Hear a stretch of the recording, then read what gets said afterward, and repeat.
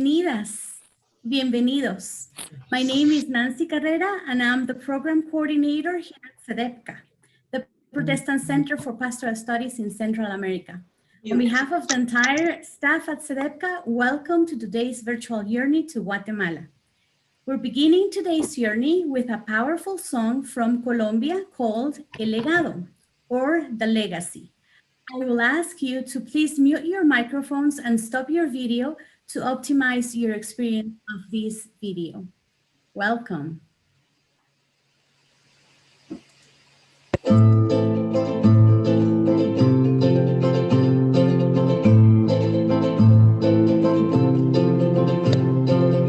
En esta ocasión ando un poco confundido, pues desde pequeño siempre me han repetido que para ser grande en la vida hay que estudiar, que es el mejor legado que me pueden dar.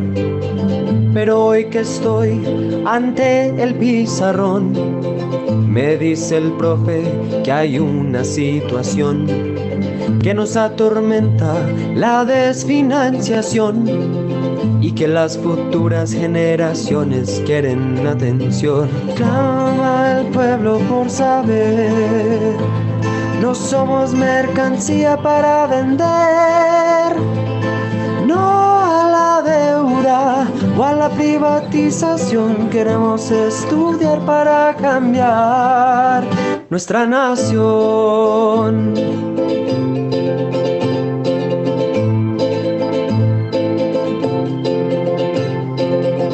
¿Qué pasará con el niño sin recursos?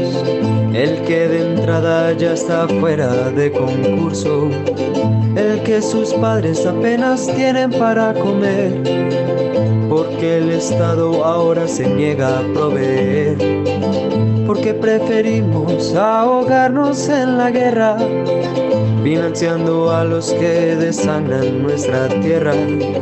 ¿Acaso no es más fácil comprar cuaderno y lapicero que mantener los fusiles y morteros? Clama el pueblo por saber, no somos mercancía para vender, no a la deuda o a la privatización, queremos estudiar para cambiar.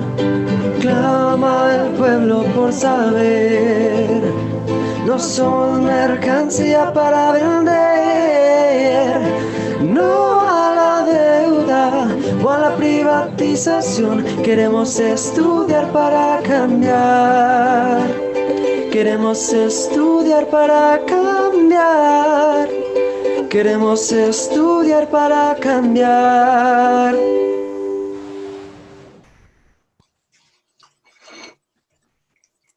Hello, everyone. I am Betsy Moe, a pastor and mission co-worker for the Presbyterian Church USA and facilitator for the Intercultural Encounters program of CEDEPCA. I am pleased that I get to be your tour guide today, and we're going to start out in Guatemala City and then head out across a lake today, so it's very exciting. We at CEDEPCA believe that education is a powerful tool that God is using to create change in Guatemala. On today's journey, you will get to see and reflect on the state of education in Guatemala, which has dramatically changed during COVID-19. As in most places in the world, the students who were the most at risk and vulnerable before the pandemic are the ones most negatively affected now. However, the Spirit of God is still moving in Guatemala through compassionate, creative people. And we want you to see and experience that side of the story as well. When you return home after this journey, you will not have solved any problems, but we do hope you have a fuller picture in your mind of the children and the teachers in Guatemala so that you may stand with them in prayer and perhaps even in action. Let's begin in Guatemala City with our friend Emerson Morales, the pastor of Jesus es el Camino Church, which runs a dynamic after-school program. Emerson worked with CEDEPCA for 10 years as an intercultural encounters facilitator. And some of you who have come to Guatemala before may know Emerson and his boundless energy. Emerson cares deeply about the children and youth of the city, and we are so grateful, Emerson, that you are joining us today.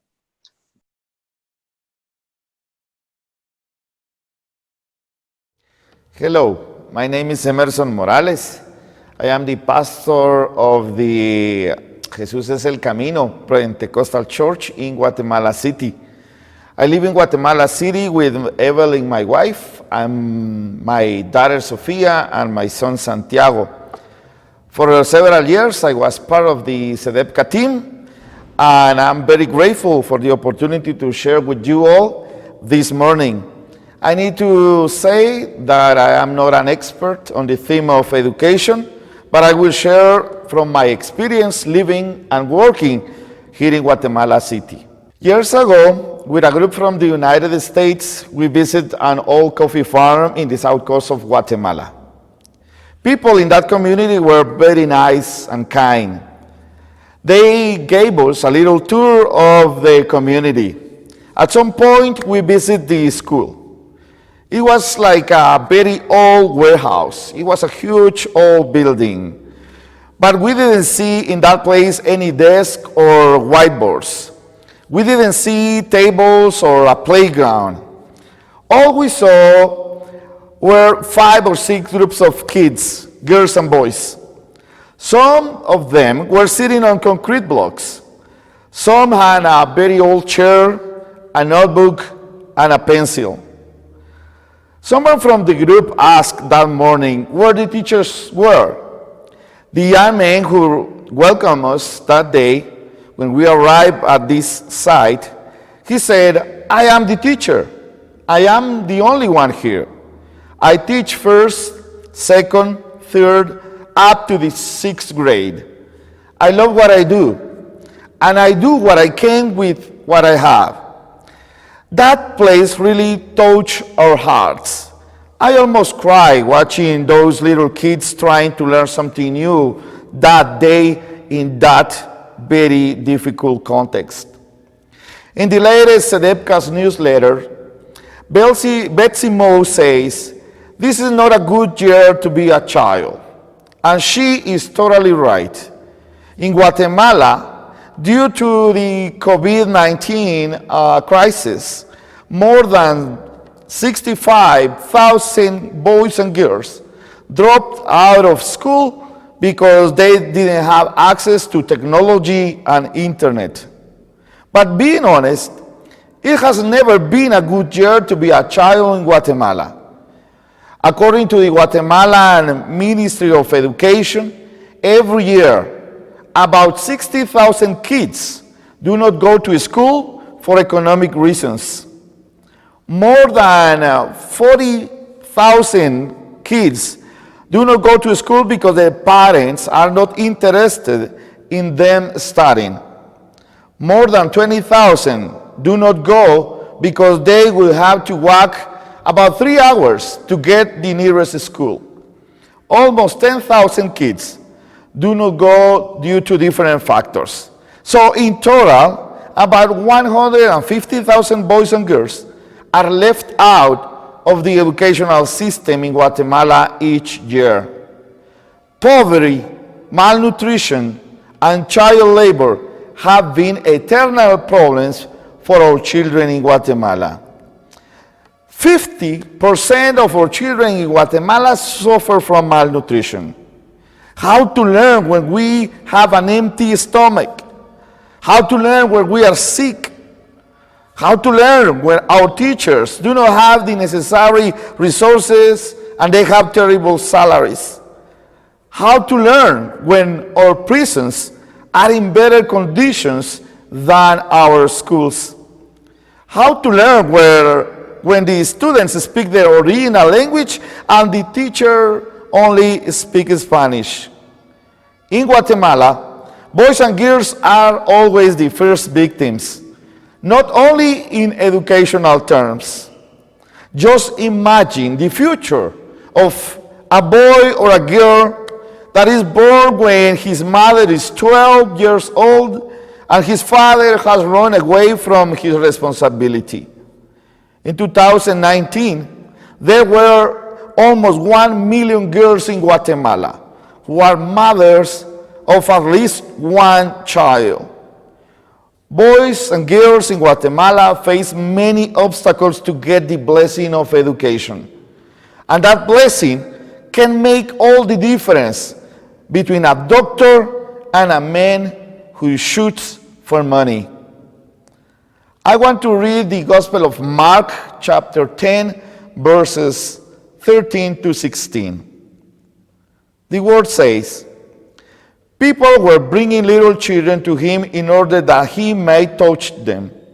And the disciples spoke sternly to them. But when Jesus saw this, he was indignant and said to them, let the children come to me. Do not stop them, for it is to such as this that the kingdom of God belongs. Truly I tell you, whoever does not receive the kingdom of the God as a little child will never enter it. And he took them up in his arms, laid his hands on them, and blessed them. It seems like 2,000 years ago, in the time of Jesus, it was already difficult to be a child. In the Palestine of Jesus' time, children were tolerated thanks to the hope that one day they will become adults. In that culture, being old was a symbol of being wise and worthy of respect. Children didn't count as people. We usually read in the Gospels how the number of men present somewhere is mentioned, and women and children are ignored at the same time. The presence of children meant nothing in the synagogue or elsewhere. To talk with a child was to throw away and despise words and time. That is why when we see the disciples of Jesus trying to prevent the children from approaching Jesus, we understand that it is what anyone would have done in that situation. But Jesus loved breaking paradigms. Where strength was admired, he exalted weakness. Where cunning prevailed, he exalted simplicity. Where merits were sought, he proposed humility. Where the masculine was idealized, he valued the women. Where the old ones reigned, Jesus asked his followers to become children again. So Jesus values children. When children in the temple began to shout Hosanna to the Son of David, and the chief priests and the teachers of the law claim him, he says that from the mouth of children come the praise that please God.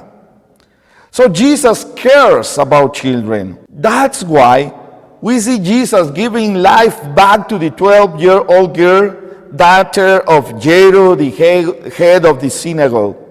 That's why we see the son of a widow returning to life when she was not even able to ask for help because all the pain she was carrying in her soul. That's why we see Jesus healing the daughter of a non-Jewish woman who begs him on the way to heal her daughter. That's why we see Jesus healing the son of a public servant in Cana of Galilee. Jesus loved children. That's why he gets angry when he sees his disciples trying to prevent children from approaching him. And he tells them, let the children come. But Jesus doesn't allow the children to come near. He doesn't bless them from a safe distance, which is what we often do. Many times, we try to bless people without having contact with them. Many of us like to be aware of the suffering of people. We like to understand statistics, numbers, and trends. We like to read reports. We like to go to meetings where human rights issues are discussed. we like to observe, and then we like to pray for those in need and let God to take care of their lives. Awareness is great, but it is not enough. It is not followed by commitment, by actions. Mark says that Jesus takes the children in his arms. Jesus hugged them. It is interesting that we don't see Jesus expressing so much affection very often, not even to his mother, who I am sure she was a wonderful mother. But we see Jesus hugging the children. By embracing children, Jesus embraces the best of this humanity. Jesus hugged the children. That's the way of the kingdom. It is not enough to observe the injustice that is committed against them. It is not enough to inform us. It is not enough to get angry. It is not enough to protest. We, like our teacher did, should hug the children. We have to act. Hugging a children means learning from them. It means accepting to receive from them. It means letting ourselves to be evangelized by them. It means letting them to bless us. Every time we hug a child, we hug God himself. We embrace a promise. We embrace a dream. We embrace a better tomorrow and a better world. In 2007, with our church here in Guatemala City, in a very difficult place, in a very hard neighborhood, we decided to embrace the boys and girls from our neighborhood. We find in Compassion International an excellent partner. This is how our after-school program started. Now, we provide legal, psychological, physical, and spiritual accompaniment to almost 400 boys and girls from this area. During these years, we have touched many lives, many boys, many girls, many families, and they have touched our lives too. What we want is to keep these children away from the streets, away from drugs, away from gangs, away from any kind of violence. Not everything has been successful, but the success stories are the vast majority. Working in partnership can change many lives. If we are able to work together, we can change many, many lives. If we change one life, we are changing our world. Thank you for being interested in Guatemala. Thank you for loving Guatemala. Thank you for supporting CEDEPCA and all the amazing work CEDEPCA does in this country. And thank you for every action you take to transform this world, to make this place a better place for everybody. May God bless you so much. We are now going to send you into breakout rooms for the first time at this meeting. And these breakout rooms are just for you to have a small group space to introduce yourself, hear from other travelers that are on this journey, and their connection to Guatemala. Maybe it's just a personal connection to someone in this meeting that brought them here, but you'll share about yourself, where you live, very simple. And then you can respond to Emerson's talk by answering the question, what action, large or small, could you imagine yourself doing to help be a part of God's work of protecting, caring for, dignifying children? If you would rather just listen in your small group, that's fine too. Each small group these breakout rooms are automatic. You'll just be sent into one, but each one has a leader and the leaders know who they are.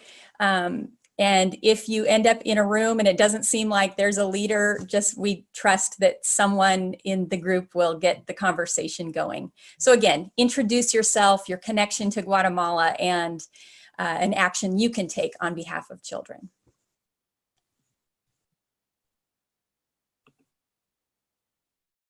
I think we are all back.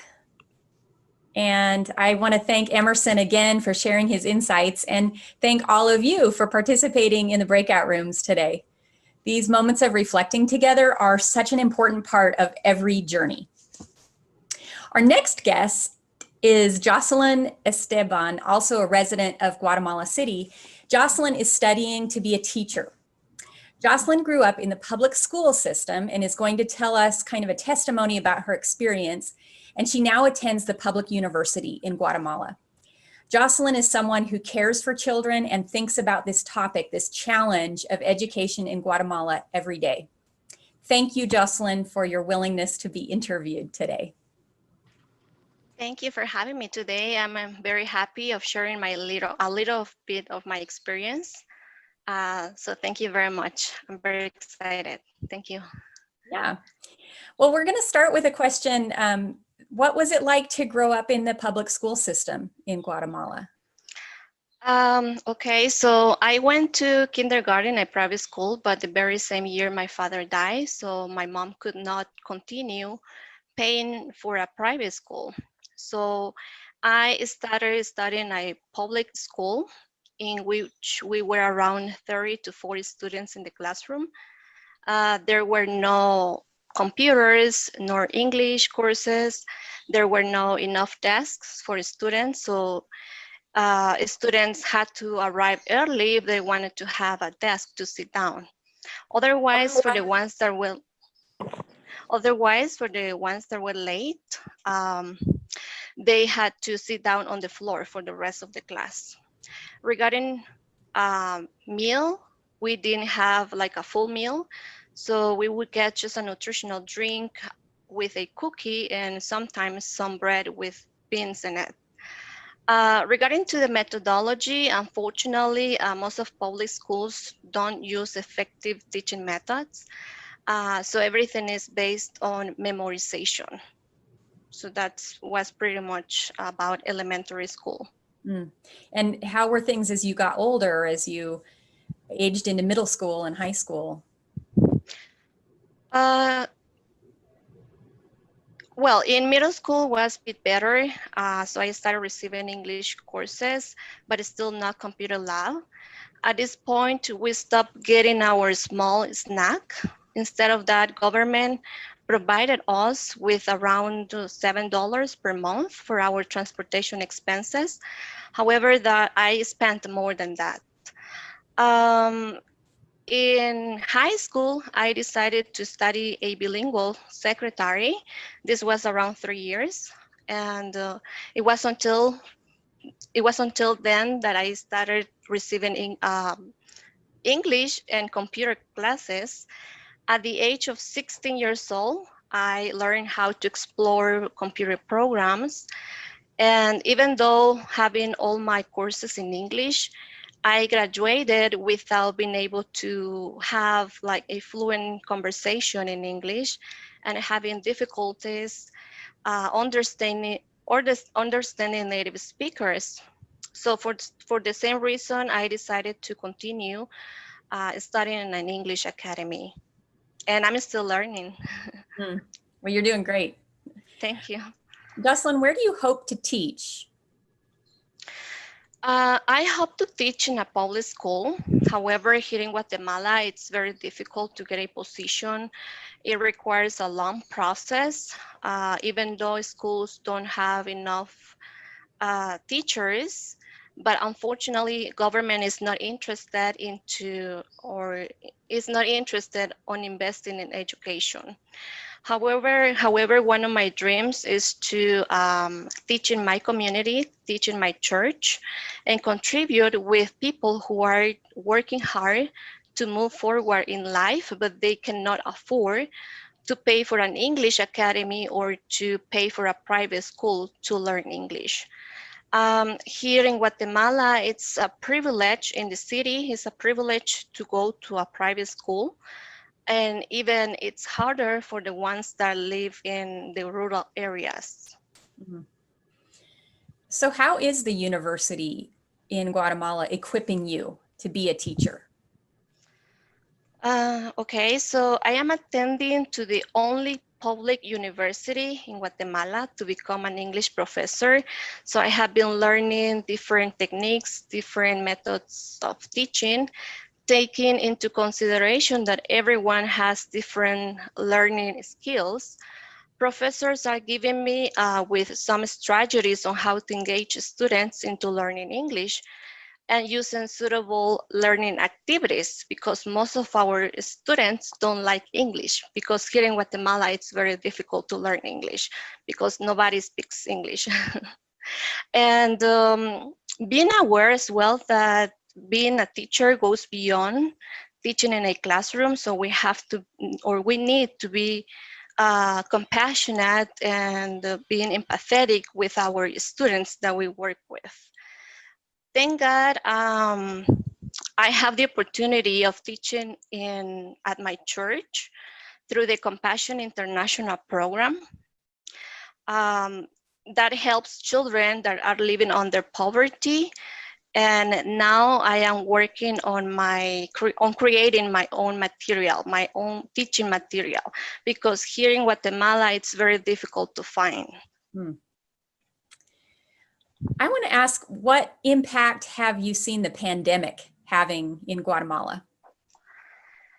Yes, I think that no country was prepared to face this pandemic, and the Guatemalan system of education has not been working for decades. So public schools had to stop teaching. They went on providing study guidelines to their students. So that means that parents took the place of the teachers, because now parents have to be explaining their children at home and just doing homework. Because the students don't have a computer to continue with their classes online. Unemployment, I can say as well. Most of their parents lost their jobs. So because of that reason, they had to migrate to the countryside because they could not continue paying for the rent anymore. And what are the normal challenges, apart from COVID-19, that you see teachers facing? Okay, so there are lots of challenges that teachers face in public schools. For instance, there is no internet. They don't have access to teach with technology. They don't even have a projector to teach with. So most teachers in public schools work with children of low economic status. They cannot afford to ask them for learning materials. Nor are teachers provided with teaching resources by the government. So for example, in English courses, we require a lot of material like visuals, flashcards, posters, interactive games. But unfortunately, most of the teachers only use textbooks for their classes. They have also to teach in overcrowded classrooms of around 30 to 40 students. They also have to manage students misbehaving, violent actions, but this is